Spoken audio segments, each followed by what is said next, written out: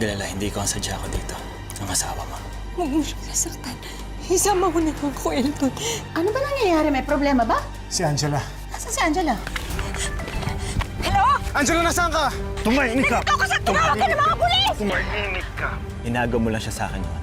At ngayon, binabawi ko na siya. Mahahanap din natin ang misis mo. Nagpadala na ako ng units para masipip ang area. Bernard! Love, tulong! Love, diyan ka lang! Yan ang pagkakamali mo. Sumugod ka dito mag-isa. Diyan ka lang. Kawala ka na kawala, Elton. Pagbabayaran mo lahat ng kasalanan na ginawa mo. Demonyo ka! Tin! Let's move out! Papatayin ko tong babaeng to kapag hindi niyo ako pinatakas dito. Alam ko na yung style niyo kaya walang lalapit. Kukulit niyo talaga, ha? Baba mo yung baril mo! Gusto niyo talaga may tumumba dito? Wag!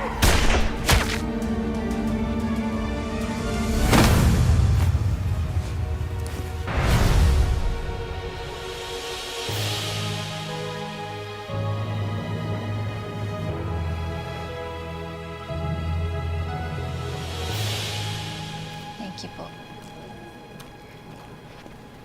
Bigla na lang pong dumating si Elton sa bahay namin. Napilitan po akong sumama sa kanya kasi gusto ko pong iiwas sa kanya yung asawa ko. Hanggang sa umabot ho kami sa habulan, tapos nangyari na po lahat to. Salamat, Mrs. Sir, nasaan si Elton ngayon? Nasa ICU. Wala pa rin siyang malay. Pero kung makaka-recover siya, ibabalik namin siya sa kulungan. You're both okay and free to go home. Yung baby po namin, Doc, kamusta? I checked your lab test and your ultrasound. Your baby is fine. Huwag kang mag-alala. If you'll excuse me, please. Salamat po. Sige po, tatawagan na lang po namin kayo para masampahan ng panibagong kaso si... Sige. Salamat, sir. Love, well, tayo mo eh. Sandali, may kailangan lang akong puntahan. Gusto ko lang siguraduhin na talagang tapos ng lahat ng to.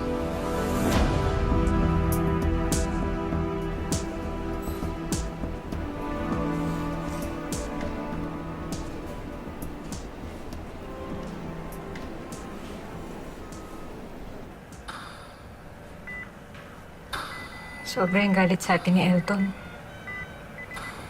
Akala ko after 2 years, matatanggap niya na lahat ng nangyari. Akala ko pagsisisihan na niya lahat, hindi ba rin pala. Kaya siguro siya tumakas para magiganti. Lalo lang niyang pinalala yung sitwasyon. Sana kung makaligtas man siya dito, magbago na siya. Para hindi na maulit ang gulo na to.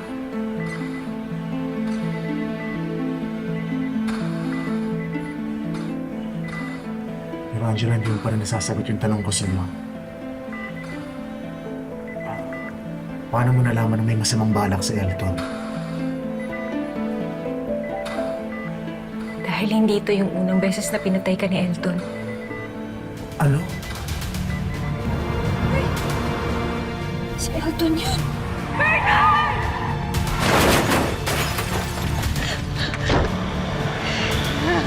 Hayop ka!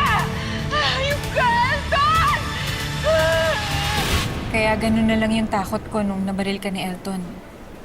Sinabihan kasi ako na matanda na hindi na uulit ang lahat at last chance ko na yun para iligtas ka. Pasensya ka na, love, ha? Hindi ko pa rin talaga maproseso paano mangyayari yung time loop na yun.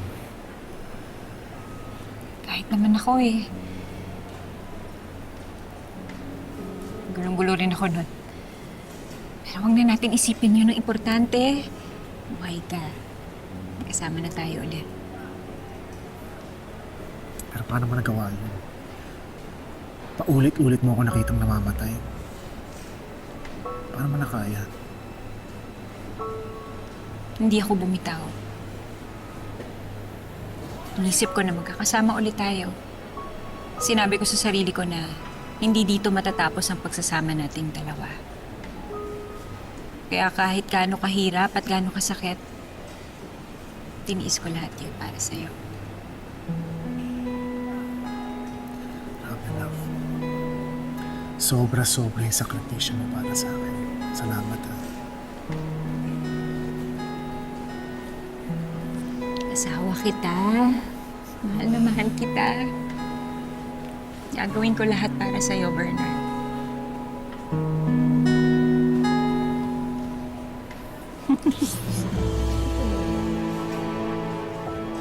Anak! Bernard! Oh, Diyos! Ano nangyari sa'yo, anak? Ano nangyari sa'yo? Ano masakit sa'yo, ha? Akala ko kung ano nangyari sa'yo. Paano ka mamamatay sa nervyos, anak? Huwag ka mag-alala. Dito lang kami ni Angela, hindi kami mawawala. Mamamatay ako pag may nangyari sa'yo, anak.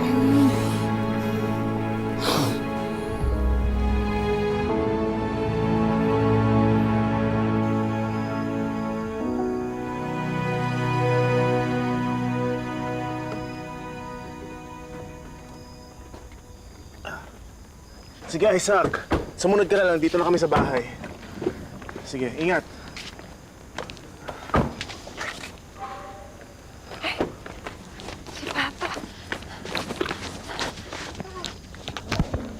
Evening pa.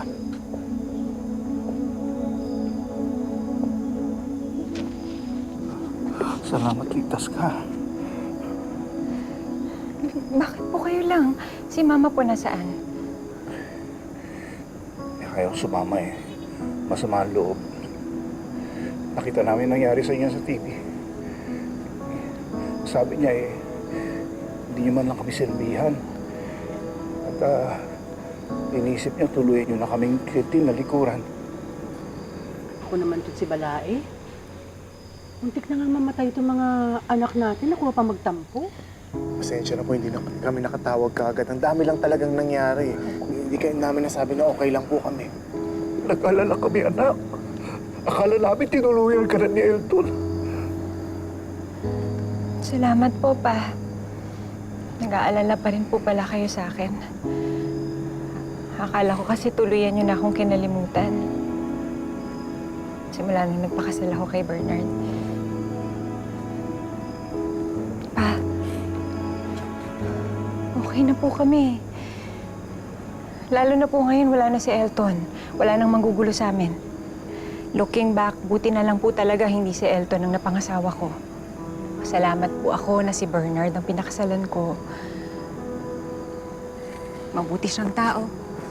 Mapagmahal. Responsable. Mabuti po siyang asawa. At alam ko magiging mabuti din siyang tatay sa magiging anak namin. Magiging mommy ka na? Magkakaupo na kami. Magiging lolo na ako. Oh my God! Congratulations. Congratulations, Bernard. Ay, siguro mawawala na ang galit ng mama mo kapag nalaman niyang magiging lola na sa... Sana. Tandaan mo lang. Lagi ako nandito. Kung kailangan mo ang papa mo, nandito lang ako para sa'yo. Thank you po.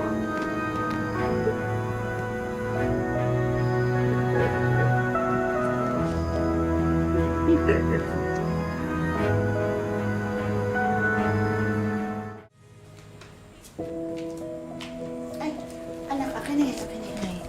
Hey, ako na po. Anak, ako na to. Ako na po na. Hindi na. Ako na. Oh, sige po. Eh, Ako na to. Pumunta ka. Sige na, akin. Anak, akin na yan. Pumunta ka na doon sa mga kaibigan mo. Hindi na, Mag-enjoy tutulungan ka ko na na po doon. kayo. Sige na, ikaw naman. Ako na, kaya ko naman. sige. Pero, bago yan.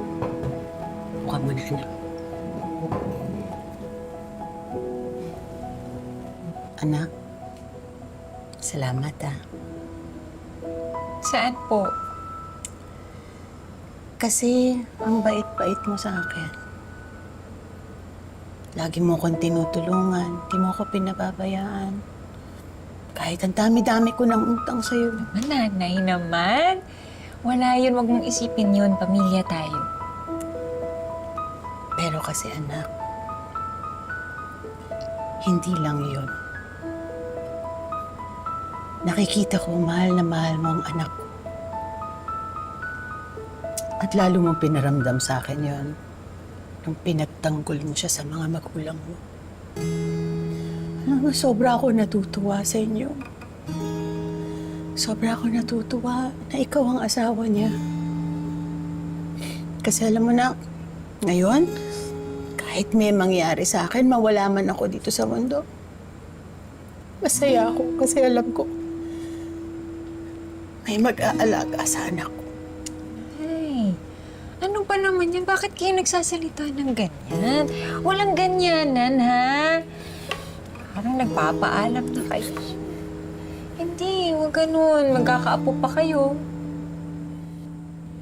Gusto ko, nandyan pa rin kayo hanggang sa pagpasok niya sa school, yung unang araw niya sa school, hanggang sa makagraduate siya, hanggang sa magkaroon na siya ng asawa at mga anak. At magkaroon ka ng apo sa tuhod. Gusto mo ba yun? Oo, di ba? O kami naman, anak. Ugod-ugod na ako nun, tsaka papayat ako nun. Tama na, tama na. Basta maraming salamat. Sobrang maraming salamat, anak. Ang saya-saya ko para sa inyo ng anak ko, ha? Okay, tama na. Mahal ko sa inay. Ayaw ko na umiyak. Mahal din kita, anak. Sige na, bumalik ka na sa mga kaibigan mo bago ako umiyak ng tuluyan dito. Go! Sige na. Ako nang bahala dito. Uy, Gretch, buti naman nakahabol ka. Oo nga eh. Na-late lang ako sandali. Huli na ako agad sa balita. Magiging mami ka na, Bes. I'm so happy for you. Thank you, Bes. Alam mo, mabuti na lang talaga walang nangyaring masama sa'yo dahil kay Elton. Kung hindi, pati pala yung baby mo, papahamak. Angela, sorry talaga kanina. Alam mo, I really thought you were going crazy na. Kasi sobrang napaparanoid ka talaga dun kay Elton. But it turns out you were right the whole time.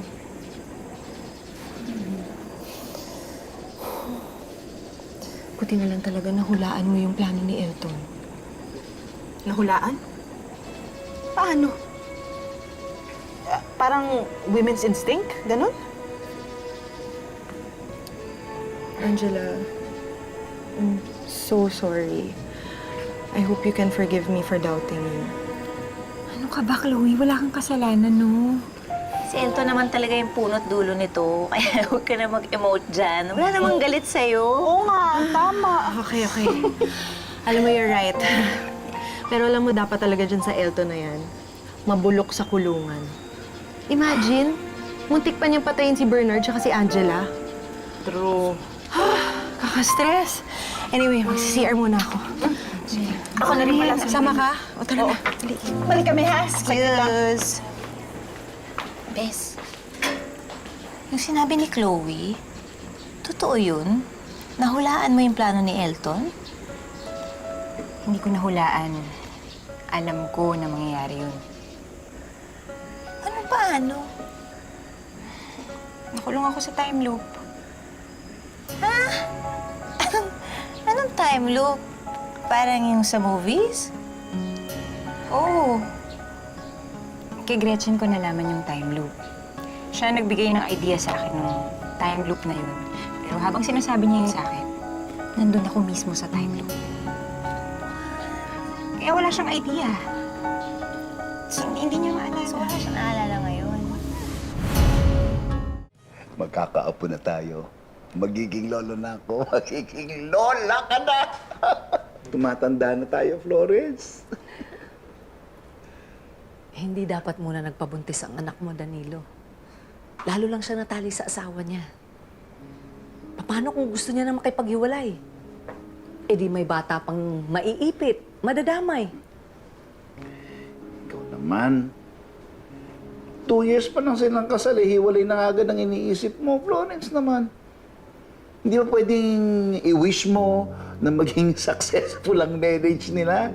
Na katulad natin. Na tumagal katulad nung kasal natin, di ba? Ang bilis nila nagpakasal, Danilo. I doubted kung nagkakilala sila sa isa't isa ng husto before they even made their vows. At yan 2 years na sinasabi mo? It just signifies na tapos na ang honeymoon stage ng kasal nila. Dito na umpisang magkaalaman ng baho ng bawat isa sa kanila.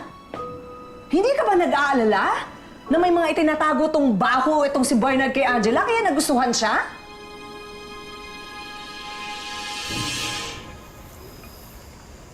Hindi ko ba malamang gagawin ko dyan sa pamilya ni Angela? Kahit anong gawin ko, ang init ng ulo sa akin. Dapat nga pasalamat pa sila sa'yo eh. Isipin mo, kung yan napakasalin ni Angela yung baliw na Elton na yun, tapos ikaw pamamaliitin nila, labo nun.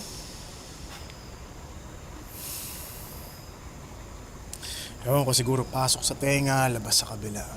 Ganun na lang. Hindi ko naman magawang bastusin sila. Hindi ko gagawin yun. Nako, yun ang wag na wag mong gagawin. Tumahimik ka na lang. O yung ginagawa ko, yung may unan, isigaw mo dun lahat. At saka mag-ingat ka lagi sa ginagawa mo, pare. Ba't mo naman nasabi yan? Eh kasi mga biyenan mo, kahit magkaroon ka ng maliit na pagkakamali. Kunyari, marong spelling ka lang sa text. Ganun, o maliit ka ng 1 minute, 30 seconds. Nako, pupunahin at palalakihin ng mga biyenan mo yun. Pero ganito lang gawin mo. Patunayan mo na lang na hindi nagkamali si Angela na ikaw ang pinakasalan niya. Galing mo talaga eh, no? Oo pa. Solid. Oo, galing ko talaga. Salamat. Gusto nga ako ng mga biyenan mo eh. Joke lang, joke. Kampi mo. Kung bata, mas gusto eh. Hindi, ikaw, kampi ako sa'yo. Hindi ka ba nag-aalala na may mga itinatago tong baho itong si Bernard kay Angela kaya nagustuhan siya? Alam ko, natural lang yun eh. Di ba? Lahat ng mga nanliligaw na lalaki sa mga babae, talagang they put their best foot forward. Ako nga, di ba, hindi mo alam na dahil ko pa yung tambucho ng motor kapag ako'y humihilik. Di ba? Actually, hindi lang motor, barko. Oh, pero hindi mo ako hiniwalayan dahil doon. Kasal pa rin tayong tagal natin mag-asawa. Bakit? Kasi tinanggap mo ko. Hindi naman nagkakahiwalayan kaagad yung mga mag-asawa. Kasi kapag nakikilala nila yung isa't isa, yung mga kakulangan nila, yung pagkakamali nila sa isa't isa, tinatanggap nila ang isa't isa, lalo pa silang napapamahal. Danilo, hindi kita mas minahal dahil sa paghihilik mo. Hindi na ako nanalo sa'yo. O sige, o bigay mo sa akin yung mga posibleng dahilan na para magkahiwalay si na Bernard at si Angela. Sabihin mo. Marami! Pera, gambling, addiction, infidelity. Oh. Sigurado ka ba dyan? Eh baka naman ni-research mo lang yan. Pangkaraniwan dahilan yan ng mga mag-asawa maghiwalay eh, di ba? Oh my God, Danilo. Oh, pwede ba? Huwag mo lang asahang pang mag-fail yung kanilang marriage. Kasi, Florence, pag nangyari yun eh, anak mo rin naman na masasaktan. Anak natin. O, paano? Pagdating ng panahon, pag nasaktan siya, hindi naman ikaw yung nanay na hindi masasaktan kapag nasaktan yung sarili mong anak, di ba? Masasaktan ka din.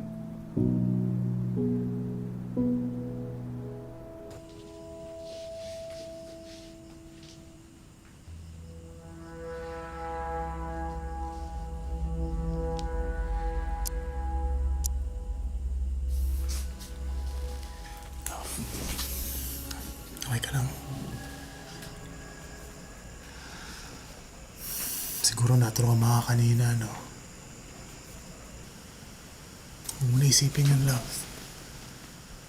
Hindi na mangyayari ulit yun.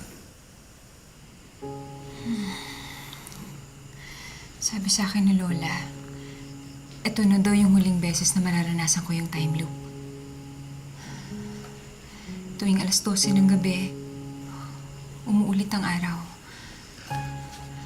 Pero love, paano kung mamayang 12:00, maulit na naman yun tapos pagising ko wala ka na sa tabi ko? Love, ligtas ako. Buhay na buhay. Kaya wala nang rason para bumalik ka pa doon. Para umulit yung araw mo. Para bumalik ka dyan sa time loop na yan. Sana nga. pagod na ako.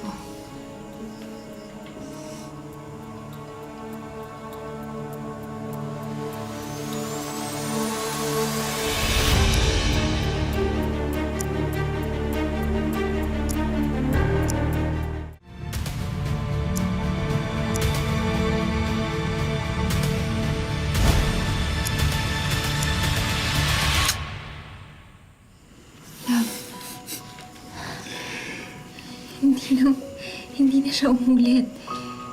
Tumuloy-tuloy lang ang oras. Tama ka. Yes, love. Tumuloy siya na nandito ako.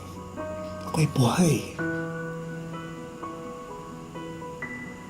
Love, hindi ko alam paano makakabawi sa'yo. Hindi mo naman kailangan bumawi eh. Wala naman akong hinihinging kapalit. Basta nandito ka, masaya ako. Kami.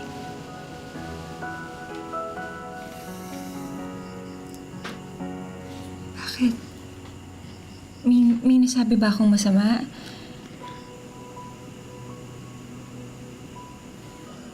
Ang dami mo na kasing sinakripisyo, love.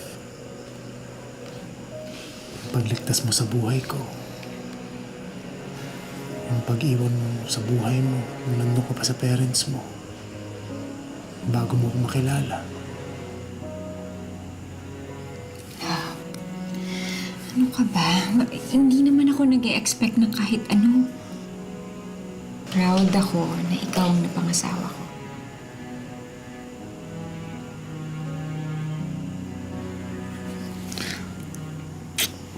Gagawin ko ang lahat para mapasaya ka. Kasi deserve mo yan. Alam ko hindi ko palagi nasasabi sa ito pero mahal na mahal kita. Alam mo naman yun, di ba? I love you. I love you too.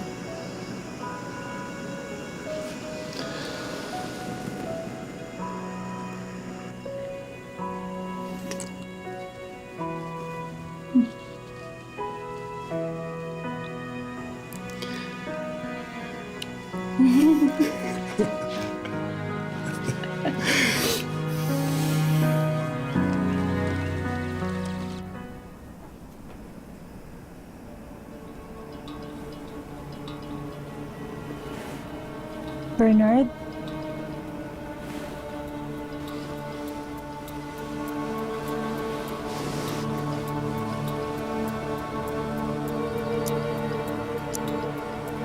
Tumatakbo ang oras pero wala si Bernard.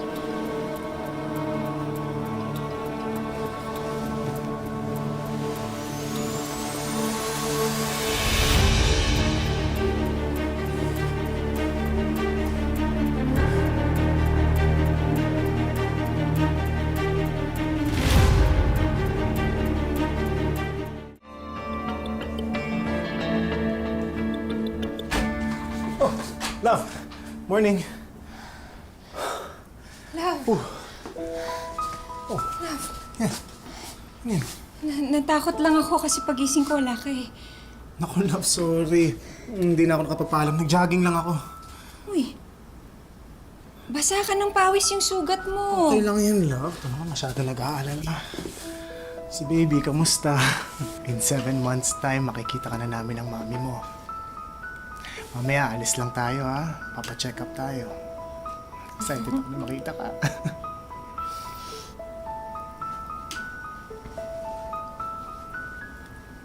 Love, basang-basa ka ng pawis, oh. Sige na, mag-shower ka na dun. Palit ka ng damit. Mamaya. Baka matuyuan ka. Hindi naman ako masyadong gusto. Ano ba yan? O, sige na. Ito na.